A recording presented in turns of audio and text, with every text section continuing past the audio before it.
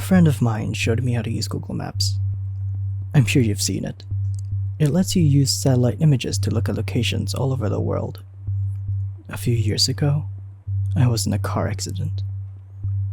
Since then, I really don't leave the house that often. It's difficult, and the idea of seeing a car drive by me makes me feel lightheaded. I was fascinated by the fact that I could see all over the world, almost like being there. I could virtually walk down the streets, and it almost felt like I was really there. I became instantly hooked. It gave me a real eye on the world. I could go to almost any major city, and I did. I'd seen streets in China, Japan, Germany, England, so many places. I'd even gone to tourist attractions like the Great Barrier Reef and Dracula's Castle. My favorite was to go to random places in major cities and see how many people and animals I could find. The faces of the people were always blurred to protect their privacy, but it was still enjoyable to see them out there, enjoying their life, walking like it was no big deal. She must have good taste, I laughed. I zoomed in closer and noticed the gray bag she carried on a gray and purple shoulder strap. She was walking in a relaxed manner, one hand trailing the wall beside her. I bet if I could have seen her face, I would see that she was smiling. I began to feel a little sad.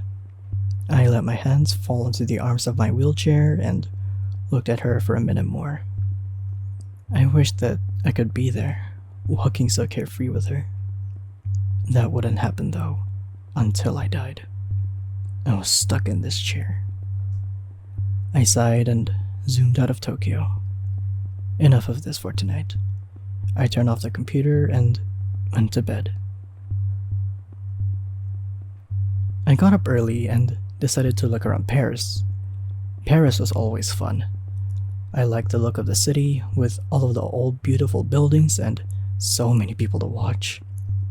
I randomly zoomed to an area and saw a street lined with old brick buildings, a few small shops, and an old tan brick church.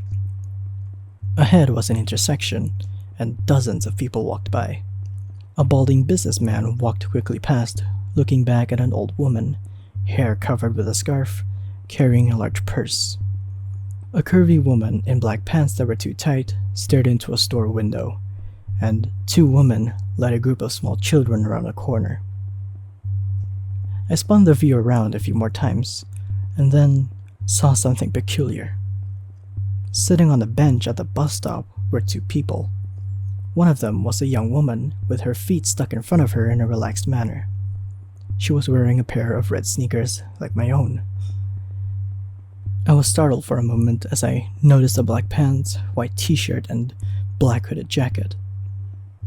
Her dark brown hair was tied loosely behind her head. A grey bag sat on the bench beside her, the shoulder strap hooked over her shoulder. This is crazy, I thought. It can't possibly be the same woman. This is a different country, different continent even. How could it be her? This was stupid. It wasn't as if these were live photographs. They were taken ahead of time and then stored. It's not like she was in two places at once. She could just be a traveler. Besides, without seeing her face, it was impossible to tell it was the same person. Brown hair was probably the most common hair color in the world. Those red sneakers were something I purchased online. I'm sure a million other people did too. I shook my head and went to fix some lunch. When I got back online, I decided to look at Berlin. I picked a random street as usual. It looked pretty empty. There were brick buildings lining the streets, looking more like factories than anything else. There were also empty lots, full of long grass and piled gravel. There wasn't much to see at all, really. There was a line of motorbikes and a car with two German flags sticking up from it. After more searching, I found one kid. He looked like he was dressed for school, a jacket thrown over his bag. He was intently looking at some kind of mobile device. I was disappointed. I started to leave, but then I caught something out of the corner of my eye. I turned the view, and there they were, those damned red sneakers. She was standing on the street corner, next to some kind of signpost. She had a hand on the post, looking down the street, as if waiting to cross the street. I stared in shock. How could she be there too? Even if she was traveling, there's no way I would find her every time. Even finding her in Paris would have been one heck of a coincidence. But this was crazy. Was this some kind of joke? Had Google decided to play a prank on its users that use their product so much? It would have been a great joke. I did a quick search, looking for a note about a woman that shows up like Waldo. There was nothing. I looked through articles on strange things you can see on Google Maps, but none of them mentioned the woman that travels the world with you. This was crazy. Had my self-imposed isolation driven me mad? Had I become so lonely that I created a hallucination for myself? Leaving the Berlin image on my screen, I sent a text message to a friend asking him to look at the locations. I asked him if he saw the same woman. Then I waited, hands sweating, heart thumping in my chest. I jumped when my phone beeped with a returned text message 10 minutes later. The text read, "I see the lady you're talking about in Berlin. I didn't see her in Paris or Tokyo. Is this some kind of game or what? Are you okay?" I didn't respond. Instead, returning to the locations in Tokyo and Paris, there she was. She was there, but it was different. She no longer sat on the bus stop bench in Paris. She was standing in front of it, looking for something in her bag. In Tokyo, she was blocks away, squatting down to pet the calico cat. I shivered. Who was she? What was happening? I switched the map to Brussels. It was another city street. It was lined with old-looking buildings, with shops on the ground level, and what I guessed were apartments above. I quickly scanned the streets. They were empty, other than a stocky woman in a bright blue sweater. I did a second sweep. She wasn't there. I sighed in relief. I couldn't believe I was getting so worked up about this. It was nothing but a coincidence. I stopped, my eyes frozen on the screen. There was a building at the point of a fork in the road, white with a black ironwork-framed balcony jutting from the second floor. I hadn't seen her, as I had been looking at the sidewalks. There she stood, standing on the balcony, her head tilted in the direction of the camera, almost like she was coyly looking towards me. My breath caught in my throat. I switched to Sydney.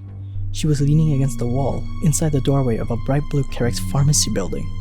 London showed her getting ready to step onto a red double-decker bus, her head turned to look over her shoulder. She was everywhere I looked.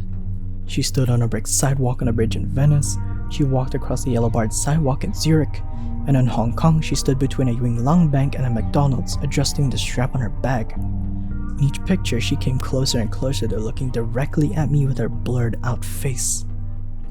My heart felt like a terrified bird slamming around inside of my chest. I couldn't catch my breath. I wasn't sure what to do. I couldn't call the police. Should I send screenshots to Google? I clenched my fists tightly and closed my eyes. Who was she? Was she following me? Was I following her? I wish I could see the expression on her face, know what she saw when she looked back at me. I wanted to get out of the chair and run. Why is it that the only thing that made me feel free again was the thing that made me feel even more trapped? I had to know. I typed in the name of my town and zoomed into a random street. It was a couple of miles from my house. The gates to the city park were shown in the clarity of daylight, despite it being night here. There she was. There she was. She was only a few miles from my house, standing under the ironwork arch that stated the name of the park. She looked directly at the camera, directly at me. I felt like I might throw up. She was near me, and she was watching me. She was coming for me. What did she want? I typed in the name of the apartment complex where I live. I could see the outside of the building. The parking lot was full of cars, and there were a few blurred-out children on the playground. I searched everywhere for her. She wasn't in the parking lot or on the sidewalks, not hiding between the buildings or standing in the playground. I even scanned each of the cars, behind the bushes, and each of the blurred windows. She wasn't there. I curled tightly around myself and lay my head down on the desk. This place was safe. I didn't leave the apartment anyway. I would never use Google Maps again. I would never see her again. She could stay at the park for all I cared. I smiled to myself and was surprised to find the tears slipping down my face. I'm safe, I said to myself in a whisper. It felt good to hear it out loud. I'm safe. As I said it, there was a knock at the door. A chill ran down my spine.